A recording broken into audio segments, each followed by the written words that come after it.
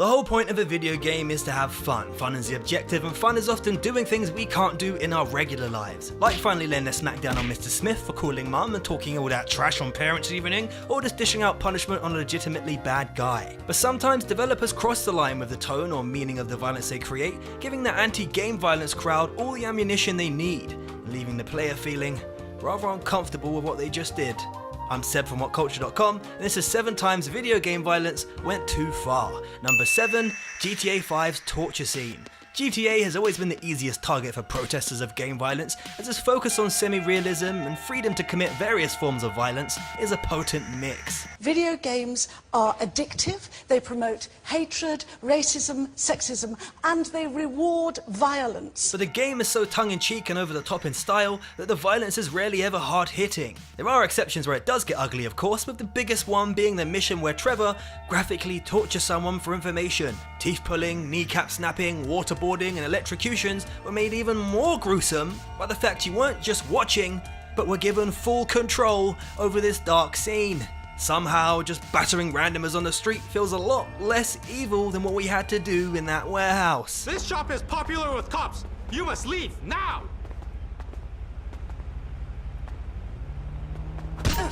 Number 6, Modern Warfare 3's Chemical Attack. Many game developers who end up wittingly or unwittingly creating a controversial and much talked about moment in a game feel the need to go one bigger and one better in the sequel. And as the industry continues to march towards futuristic everything, Link, we're looking at you, these moments end up becoming more and more shocking. And this culminated in Modern Warfare 3, where in an attempt to duplicate the shock value of the infamous No Russian airport scene in the previous installment, they unleashed a chemical attack right on top of an unwitting child, completely obliterating everyone nearby and plunging the city into chaos. Shocking as it was, it didn't hold the same gravitas as their first attempt and came across as being emotionally manipulative for the sake of it.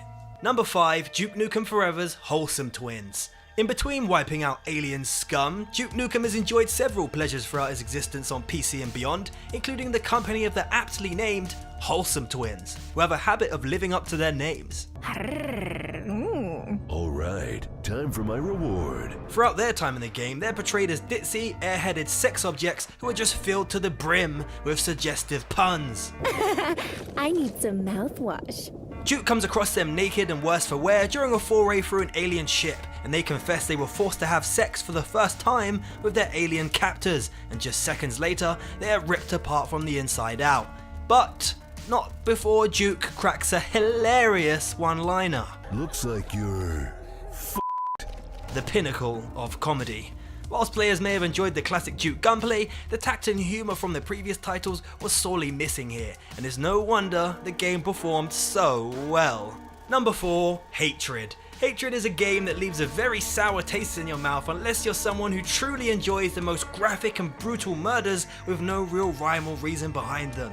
The game has you play as a rampaging serial killer on a suicide mission, compelled to kill as many living things as possible before you meet your own grisly end. Whilst the flimsy narrative only barely serves to give some context to this kill fest, it has been argued that the level of violence is similar in other games, but the lack of any offsetting features like humour or a serviceable story combined with the consistently dark tone make this 4-hour slog a real pain in the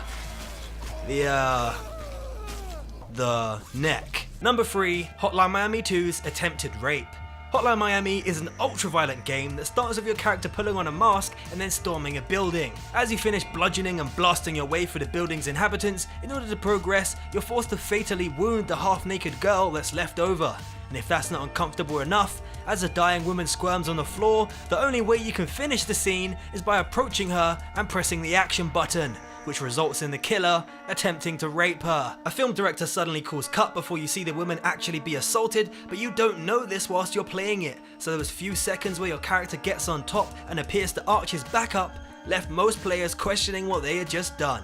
Number 2, the entirety of Manhunt 1 and 2.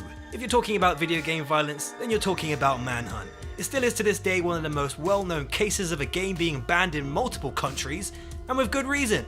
Back in the mid-2000s when this was the pinnacle of graphics. These gratuitous murders had scarcely been seen in this detail and this raw. Throughout the first game you play as a death row prisoner making snuff films for a psycho film director, and in the second you play a mental patient suffering from amnesia. Very convenient framework that allows for a wide range of stealth executions of various people, which would put even modern day directors to shame.